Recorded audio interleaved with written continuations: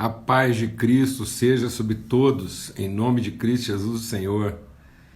Bênção mesmo e paz, que o Senhor possa estar renovando o nosso coração em alegria, em ânimo, em disposição, em fé, em ousadia, amados. Grande privilégio, boa noite para todos. Nós estamos aqui juntos como família, compartilhando, repartindo na nossa viração do dia, essa mesa preparada pelo Senhor, na viração do dia, amém?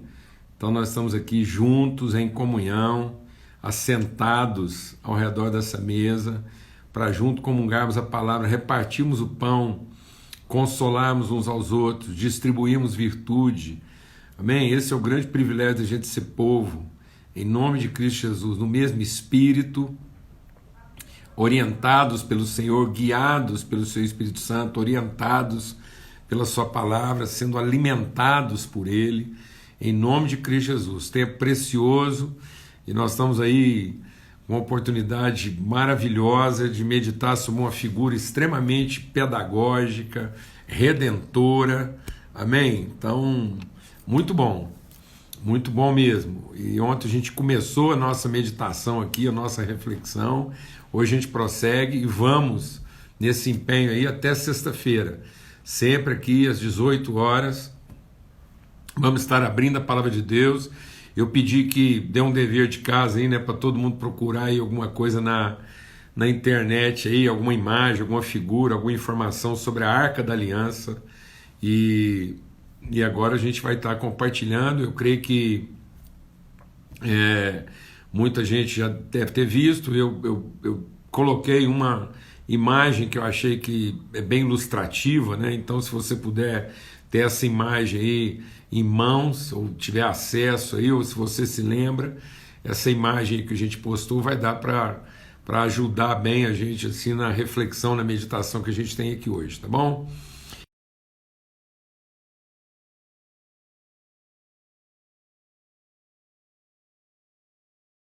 Então, desculpa, Josué capítulo 3. Então nós estamos aqui em Josué no capítulo 3.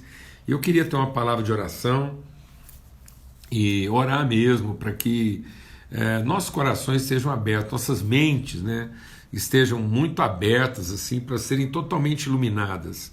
Esse é o propósito da palavra, iluminar o nosso entendimento. E nós vamos estar orando aqui. Já um irmão aí compartilhou, deixa eu voltar no nome dele aqui, ó, que ele está em isolamento aqui, MC Marchas, orem por mim, sobre essa questão do isolamento aqui. Muita gente reclamando aí que está travando, né? Infelizmente, a gente está com dificuldade aqui na internet, espero que não seja para todo mundo, enfim, a gente vai num esforço aqui, depois a live fica toda gravada e você pode tá vendo depois, se Deus quiser, amém?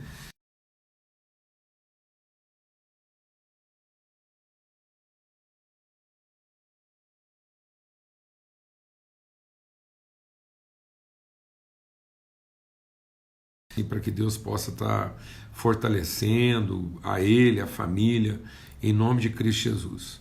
Pai, muito obrigado pelo teu amor, obrigado pela tua graça, obrigado pela tua virtude manifesta, revelada, e a confiança, a certeza, a convicção que nós podemos ter que a tua vontade é boa, é perfeita, é agradável. Então nós clamamos que venha sobre nós o teu reino, que venha sobre nós a tua vontade, que seja feita a tua vontade. E nós sabemos que o Senhor sempre, que todas as coisas hão de cooperar para o bem daqueles que te amam. E como Pai, e ao redor da tua mesa, o Senhor disse que nós deveríamos fazer conhecidos o Senhor, os desejos do nosso coração. E o desejo do nosso coração é ver essas pessoas curadas, como Paulo orou pelos seus amigos, nós também oramos, queremos vê-los curados, restabelecidos. Esse é o desejo do nosso coração. Sabemos que o Senhor tem o melhor. o melhor para todos, mas o desejo do nosso coração como família é tê-los aqui operando em liberdade, com vigor, com disposição, liberados mesmo assim para gerar, para operar, para produzir ainda mais frutos no Senhor. No nome de Cristo Jesus, o Senhor, Pai. Amém e amém. Graças a Deus. Então, tem gente aqui pedindo, hoje eu vou desativar os comentários, que nós estamos com muita dificuldade aqui na internet, nesse horário. E só lembrando que o texto que a gente leu ontem, né, em Josué, no capítulo 3, fala sobre isso, fala dessa travessia.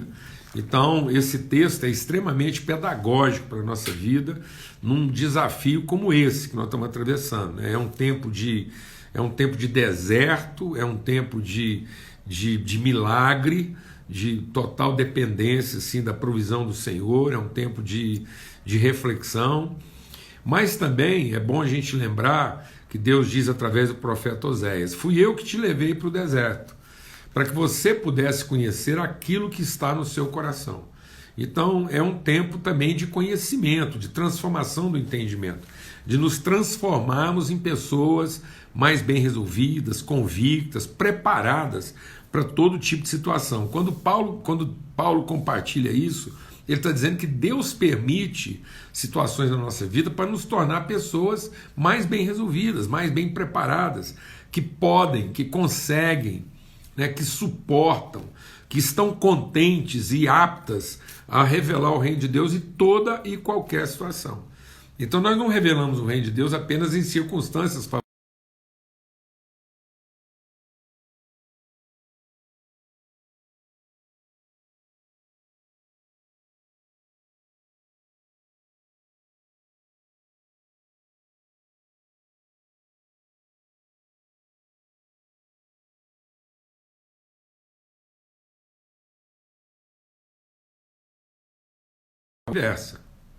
Não faltará quem nos ajude, não faltará quem nos atrapalhe.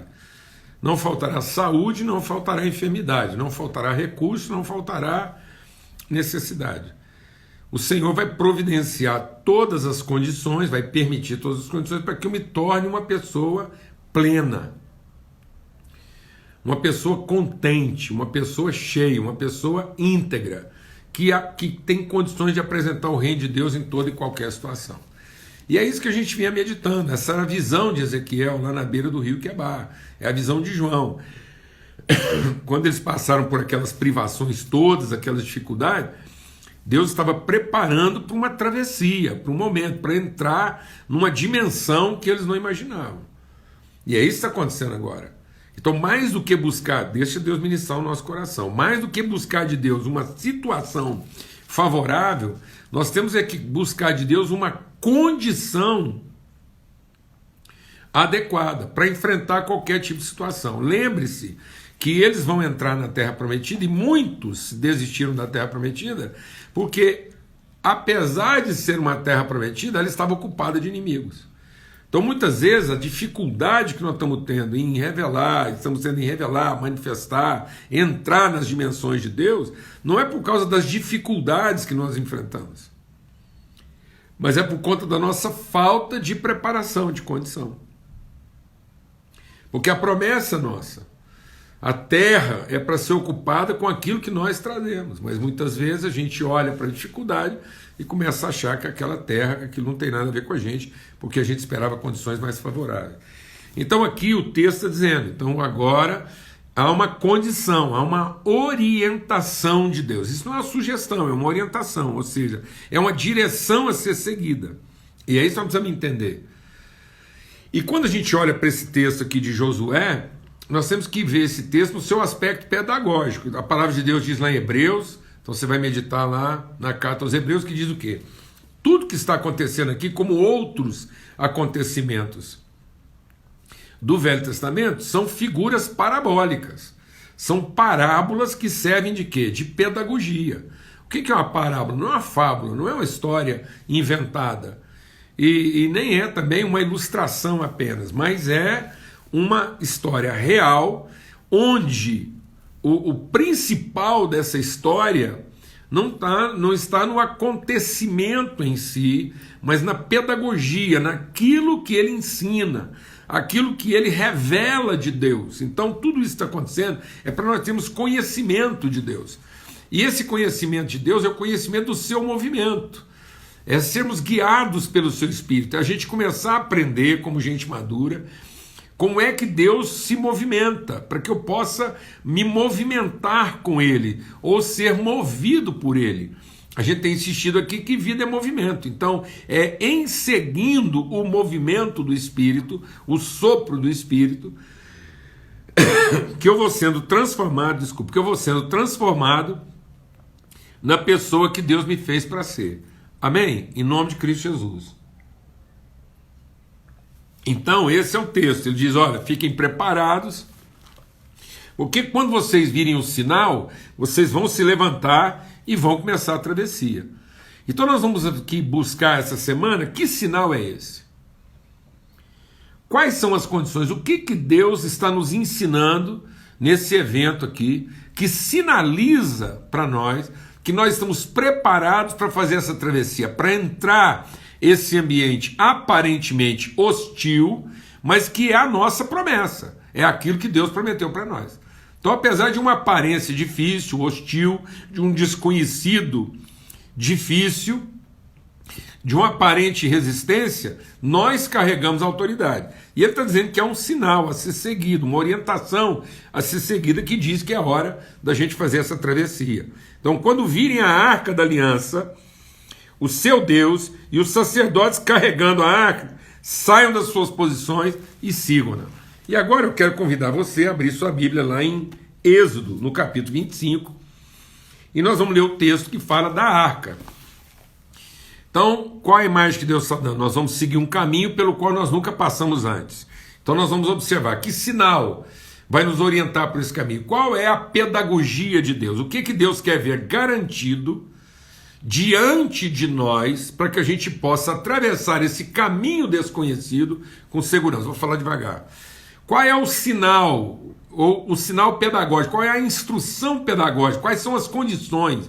Quais são os elementos essenciais que Deus reúne diante de nós, que Ele coloca diante de nós, e que vão nos dar uma orientação segura para percorrer um caminho que nós não percorremos antes, para que a gente possa adentrar, entrar, alcançar, transpor os desafios e finalmente possuir aquilo que Ele tem nos dado por herança, sem medo. Como é que nós vamos entrar nessa nova realidade? Como é que nós vamos fazer essa travessia?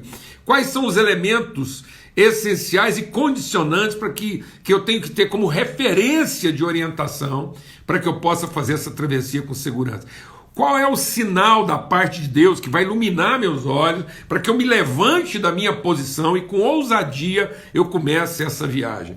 Então, estou falando que o elemento é a arca. E muita gente olha para a arca como um elemento litúrgico, como uma relíquia religiosa. Então o povo olha para a arca, em vez de meditar sobre os elementos, o que Deus está falando dele mesmo na construção da arca, as pessoas acham que é a arca em si e se apegam ao elemento. Então tem gente que tem cópia da arca em casa, acha que aquilo é um fetiche religioso. Não, mas isso aí é uma relíquia. Então nós temos que atentar para a pedagogia da palavra e não para a liturgia, não para o rito. Então, quer dizer que então para a gente fazer essa travessia, nós vamos ter que arrumar uma arca agora, um elemento, um crucifixo. As pessoas se apegam a isso, né? Se apegam a um copo com água benzida, alguma coisa, e a gente não entende a pedagogia. Nós temos que ser transformados no entendimento, não é o nosso rito que garante o processo. É a nossa fé, essa é a vitória que vence o mundo, e a fé não é uma crença que impõe uma mudança de comportamento.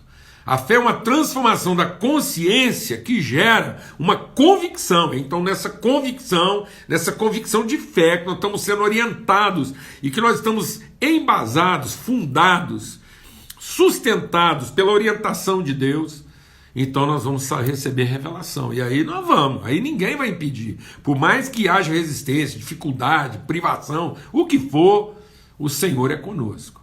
Amém? Porque nós estamos seguindo a sua orientação.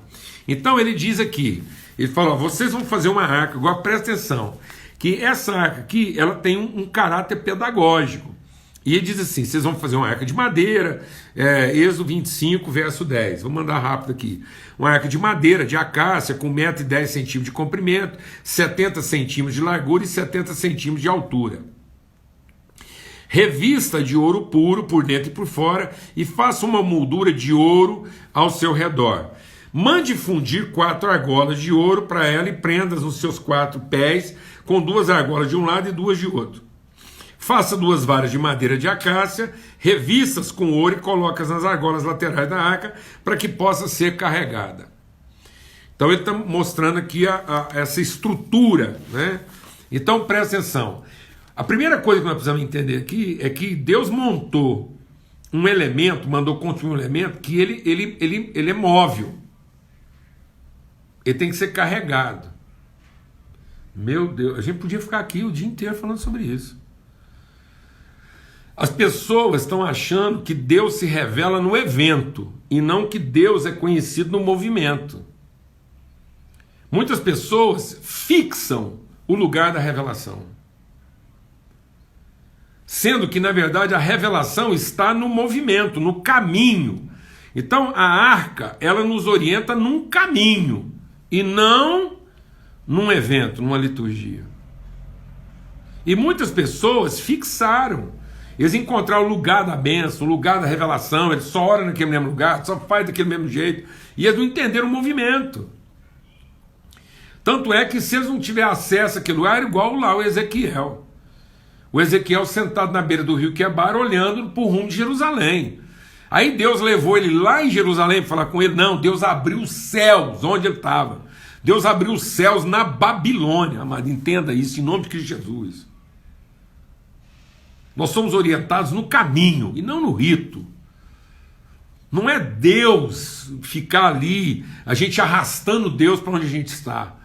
É a gente acompanhando Deus para onde ele vai. Glória a Deus, amados. A arca tinha que ser carregada, transportada, movimentada. Então a revelação de Deus não é trazê-lo aonde nós estamos, é acompanhá-lo para onde ele vai. Qual foi o chamado de Deus para Abraão? Vem me seguir, vem andar comigo, e eu te levarei a um lugar que você não conhece, a uma dimensão, a um entendimento, um lugar que você nunca foi antes. É isso, amado. Não queira, Deus de misericórdia, seja liberto esta semana. Não queira que Deus venha caber no tamanho do seu problema, resolver seu problema e ficar do tamanho da sua necessidade. Não queira aprisionar Deus na sua ansiedade, no seu problema. Mas entenda essa oportunidade para ser conduzido por Deus a uma dimensão, um entendimento, uma arca que é levada, que nos transporta. Por isso que ele está dizendo, você viu a arca, saia da sua posição. O que está faltando na vida de muita gente? Disposição, porque as pessoas não querem se disposicionar, elas não têm disposição, porque elas querem que, ela montou um culto aqui, é aqui que Deus tem que baixar. Deus de misericórdia. Isso é uma religião primitiva, primária. Isso até um cachorro lambe a mão de quem o alimenta e fica ali, achando que o lugar é ali. Uma formiga aprende onde é que fica o açúcar, mas não gera consciência. Amém? Então a arca que nos obriga ao movimento, que nos dispõe, que nos desloca, que nos levanta, que nos impulsiona, que nos conduz, que nos põe no caminho. Lembra lá o Salmo 23? Está vendo como é que a palavra de Deus vai assim? Lembra lá no Salmo 23? Eu estou lá deitado, em paz desejante, bebendo água tranquila, e ele faz o quê? Ele me força, ele me toma, ele me puxa, ele me impõe a condição de percorrer um caminho que vai me ajustar. Então, como é que a minha vida vai ser transformada? Não é Deus vindo aqui resolvendo tudo que eu quero, do jeito que eu quero, mas é eu caminhar com Ele no sentido de ter o meu discernimento e a minha percepção dilatada. Beleza, aí vai falar da arca. Agora, essa é a condição. Então, a natureza móvel, né? Essa natureza caminhante, essa natureza de movimento. Então ele falou assim: agora você coloca essa argola e as varas permanecendo nas argolas não deverão ser retiradas. Então coloque dentro da arca as tábuas da aliança que lhe darei. Depois eu vou falar do material que está dentro da arca amanhã e até sexta-feira. Hoje a gente quer falar sobre a tampa da arca. Então Então faça uma tampa de ouro puro com 1,10 m de comprimento por 70 centímetros de largura, com 2 querubins de ouro batido.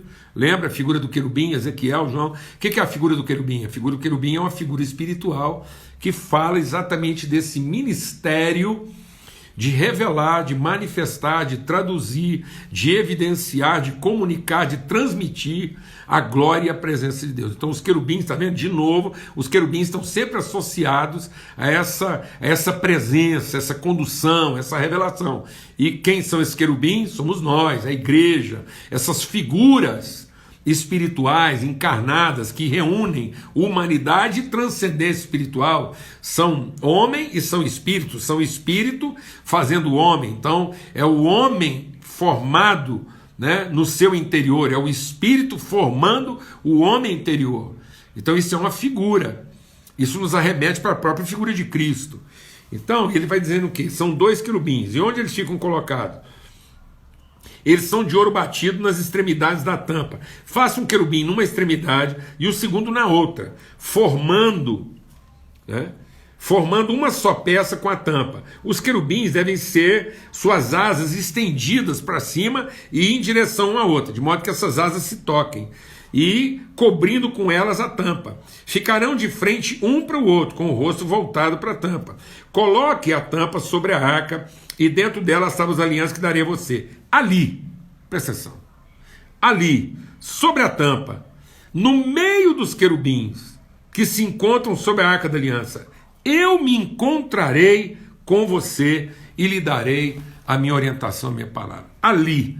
Então Deus está dizendo, ali, nessa figura pedagógica desses 2 querubins, é ali, do meio deles, que eu me manifestarei e farei conhecida a minha voz. Está vendo? Então a arca não é uma figura litúrgica, relicária.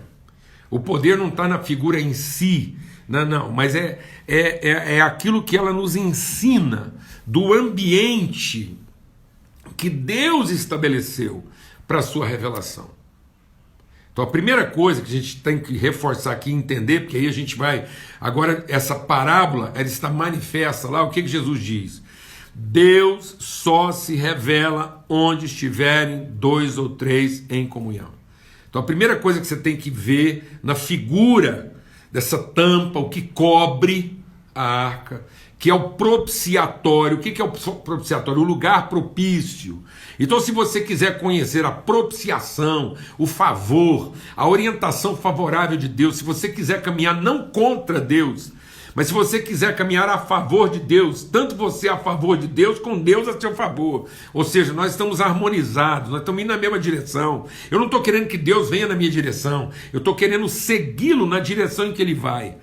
Então esse Deus propício, esse Deus favorável, onde todas as coisas cooperam para o bem daqueles que são orientados por Deus. Qual é a condição pedagógica disso? Comunhão. Deus nunca vai falar ao indivíduo. Deus sempre vai falar a partir da revelação, da relação. Então a manifestação de Deus, ela se dá a partir da relação. Então Deus não fala ao indivíduo, Deus fala através do indivíduo para a relação. Então a manifestação de Deus nunca é para contemplar o interesse individual.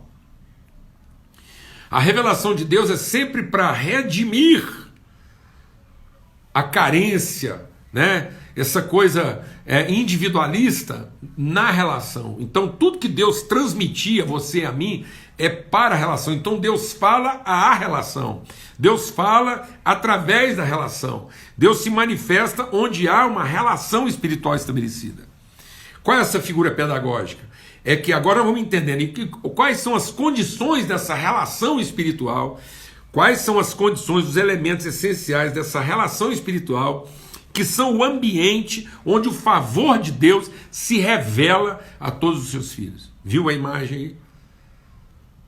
Quais são as condições? As condições é que a tampa e os querubins são feitos da mesma substância, ouro puro. Então a relação, ela tem que começar a gente entendendo que eu e você somos feitos da mesma substância. Você pode estar lá no Alasca e eu posso estar lá na Austrália, Não interessa, você pode ter, não interessa a sua cultura, não interessa o jeito que você veste, não interessa o que você come. O que interessa é a substância da qual nós somos feitos. As promessas de Deus são para a gente entender que nós somos coparticipantes da natureza divina. Então não existe, deixa Deus ministrar o seu coração, isso aqui é avivamento para a nossa vida. Para você enfrentar essa situação e ser vencedor mesmo, ser alguém que mostra o caminho. Nós temos que acabar com essa bobagem, com essa esquisitice religiosa, essa prisão de mente, que faz com que a gente sublime, com que a gente faça culto das diferenças.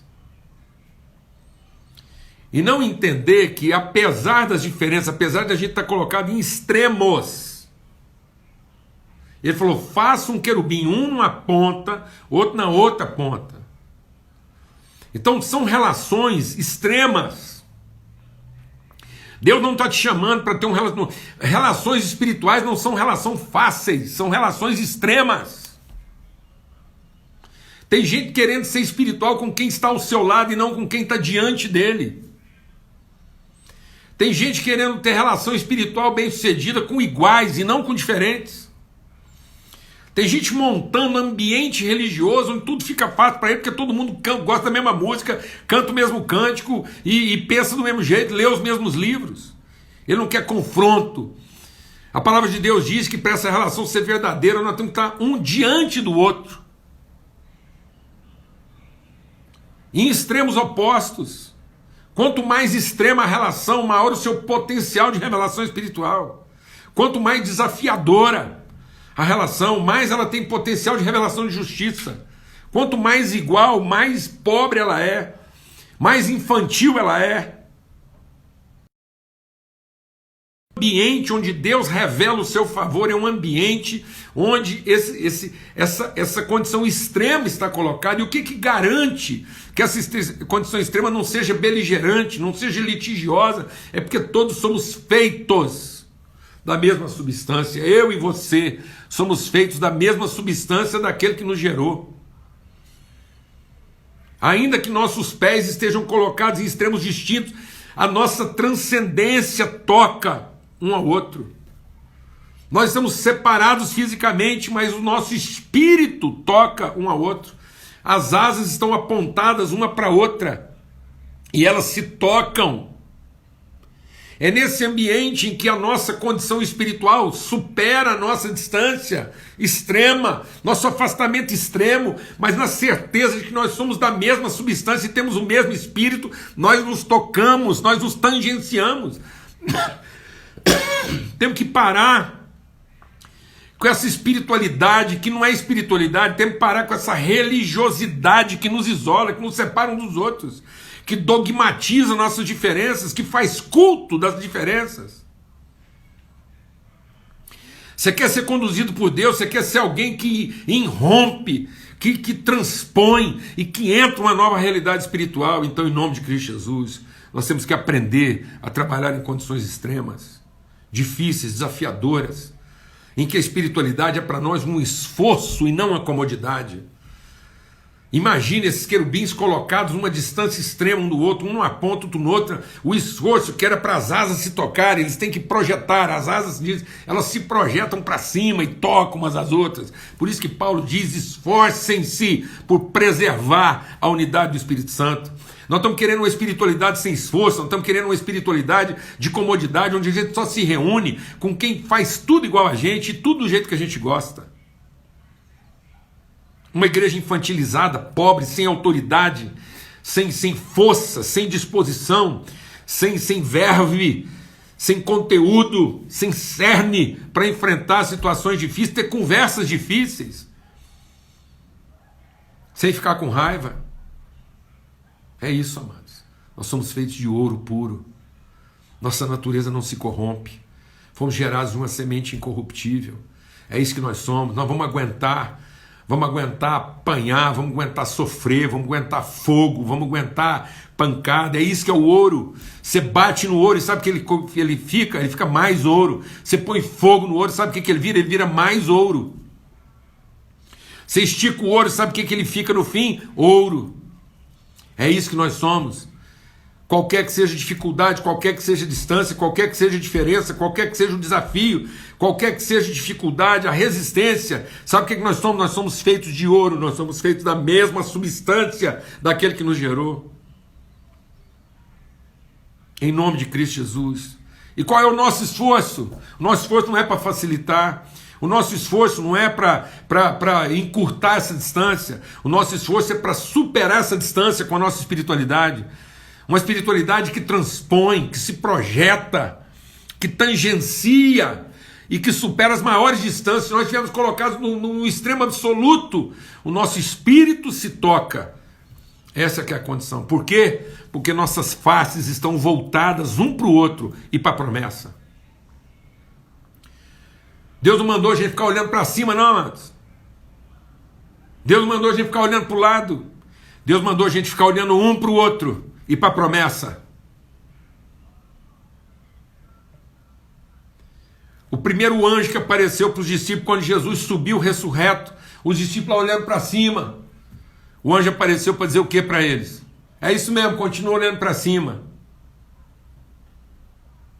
Não, o que o anjo falou para eles?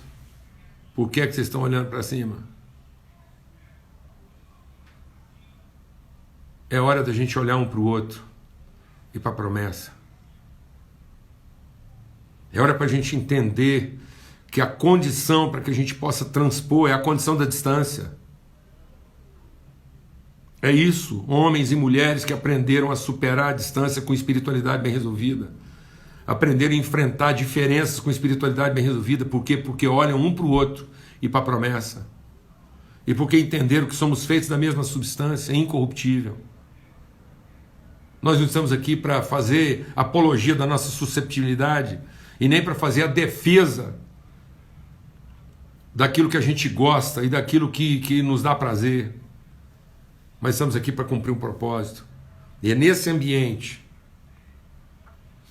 é nesse lugar chamado propiciatório, esse lugar propício, esse lugar favorável, é nessa condição, nesse ambiente, é daí, Deus está dizendo, é aí, é aqui, ó, é nessa relação difícil, confrontadora, desafiadora, distante, extrema, diferente,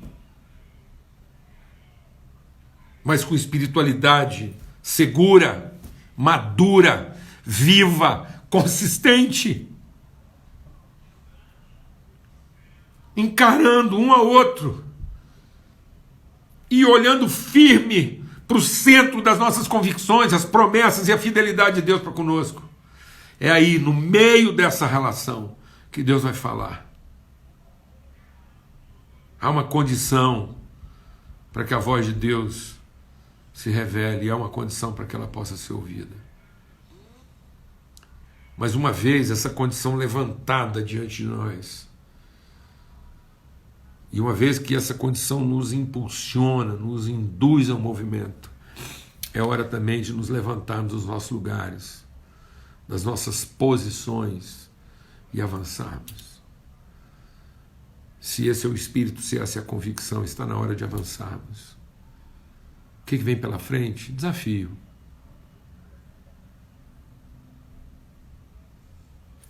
O que vem pela frente? Hostilidade, dificuldade, lutas, enfrentamentos. Mas sabe o que vem pela frente? Vitória,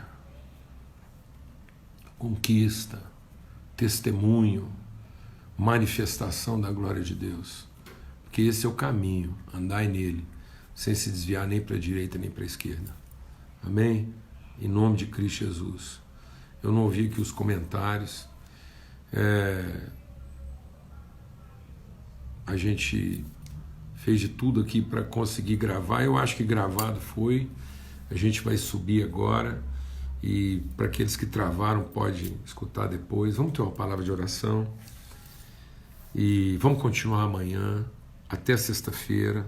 Medita aí sobre essas figuras. Amanhã nós vamos falar sobre as coisas que estão dentro da arca. A vara de Arão que floresceu. Depois nós vamos falar sobre as tábuas da promessa, não nessa ordem. E também vamos falar sobre o maná, né, que caiu do céu. Glória a Deus, amados, em nome de Cristo Jesus, Senhor. Então, se Deus quiser, até sexta-feira, a gente está buscando de Deus que essa figura extremamente pedagógica, reveladora, né, nos oriente a nos levantarmos das nossas posições e avançarmos. Em nome de Cristo Jesus. Pai, muito obrigado pelo teu amor, obrigado pela tua bondade, tua misericórdia, obrigado por essa figura pedagógica, ó Deus, essa parábola estabelecida pelo Senhor, que ilustra e que nos inspira e que nos orienta, ó Deus, a ver, a discernir, a compreender, a conhecer aquilo que é o nosso desafio, para que nós estejamos assim, nessa condição em que o Senhor se revela, a vontade do Senhor se manifesta e se cumpre.